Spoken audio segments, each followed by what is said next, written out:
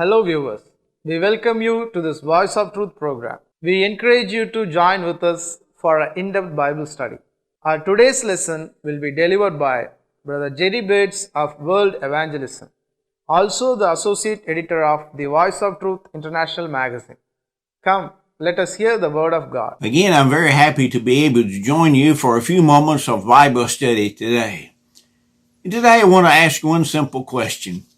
Why is it that it seems that so many members of the church cannot live at peace with one another?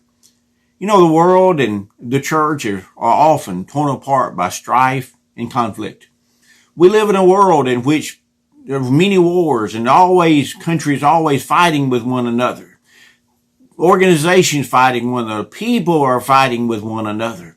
And it spills over into the church as well. Now, of course, the Bible is filled with exhortations for God's people to live together in peace. Let's just notice just one of those verses for just a moment. In Mark chapter 9, in verse 50, Jesus says, "Salt is good, but if the salt loses its flavor, how will you season it? Have salt in yourselves and have peace with one another." Notice the last phrase there. It says, have peace with one another. Jesus encourages us to be at peace with one another. And yet, it's not uncommon at all to hear about a team of Christians once working together in great harmony, but for long they're breaking up in conflict and strife. Most church leaders could tell about many cases of conflict with which they are familiar and the problems that it caused to the Lord's body. Why is it that Christians cannot live together in peace? Well, I'm sure there are many reasons for that, but I think one reason is that many people simply want to insist on their own rights. You know, we live in a world in which most people says, this is my right. I have a right to do this. And if they have a right to do this, then they're insistent upon doing it. That seems to be their motto. If their actions bother you, well, that's your problem. It's not mine. If their actions cause you harm in some way or another, well, again, that's your problem because they have a right to do whatever they're doing. And so if it causes harm to you, well, that's just the way it is. If you get bothered by it, if it causes you harm, if it cause you to get upset or whatever, then again, they would simply say, well, you just have to get over it. You just have to learn to live with it because it's my right to do whatever it is that I'm doing. And of course, that attitude often carries over into the church as well. Christians continue to insist on their own rights. If someone mistreats me or talks about me, then I immediately want to strike back because I have a right to protect myself. I have a right to protect my reputation. Now, while this attitude sounds reasonable, it is not necessarily biblical because we have many exhortations to avoid grudging or vengeful attitudes. Jesus tells us to turn the other cheek and to go the second mile. We are encouraged to love our enemies and to do good to those who will spitefully use us in Matthew 5, verses 38 through 44. Paul enjoins us to repay no one evil for evil, Romans 12, verse 17. And not to avenge ourselves, but rather give vengeance to God, Romans 12 and verse 19. So these verses and many others we can mention point out the fact that just because I might have a right to do something, then I should not inflict my harm upon you. And even if I am harmed by someone, neither should I try to strike back or take vengeance on them because I need to turn the other cheek. I need to love my enemies, love and pray for those that would despitefully use me, according to the words of Jesus. Give vengeance to God. Let him take care of it, in other words. Now, this attitude we're talking about is not easy to have. And certainly it is not natural. No, it is natural for us to want to strike back and to get even, so to speak. It takes effort for one to achieve such control as what we're talking about. In the Old Testament, we find many examples of people who did that or did not do that. Some good examples and some bad examples. We look at one good example in Genesis chapter 26. Here is a man by the name of Isaac, Abraham's son, and he chose to avoid conflict and suffer loss rather than insist on his own rights. He was living with his herdsmen in very close proximity to Abimelech and the Philistines. Now, by this time, Isaac had already grown to be very prosperous. God was certainly blessing him, and the Philistines began to envy him for his blessings and his wealth. They asked Isaac to leave them, which he did. And he then moved to the city of Gerar, or the province of Gerar, where Abraham had originally dug new wells of running water. The Philistines immediately claimed that all of that water was theirs. But rather than insisting that he had a right to that water, because after all, it was his father Abraham who had originally dug that well, he simply moved on to another place. He dug new wells. And again, the Philistines came and claimed their water was theirs. And again, Isaac moved again and found new wells. And Philistines quarreled over them as well.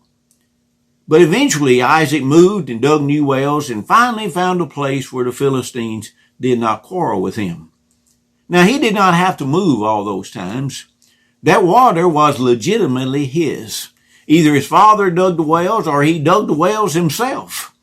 Either way, that water was legitimately his water, and yet rather than have conflict, he chose the way of peace and moved on and dug new wells. Now, he suffered loss.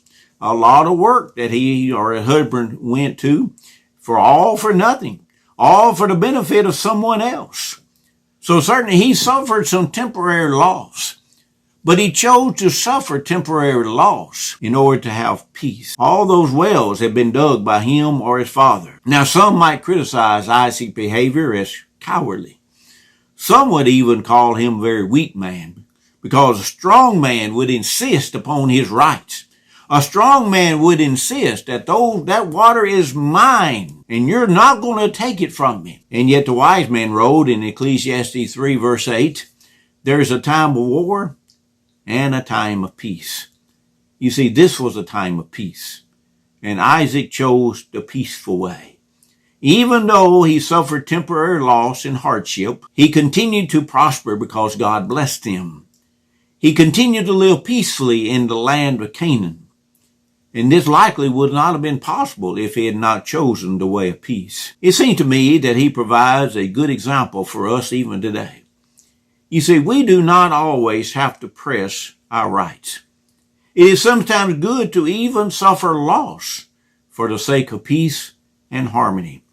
This should certainly be true in regards to the Lord's church. You know, just because something might be within my rights does not necessarily mean it's good for me to do it. Paul expressed that truth in 1 Corinthians chapter 10, verses 23 and 24.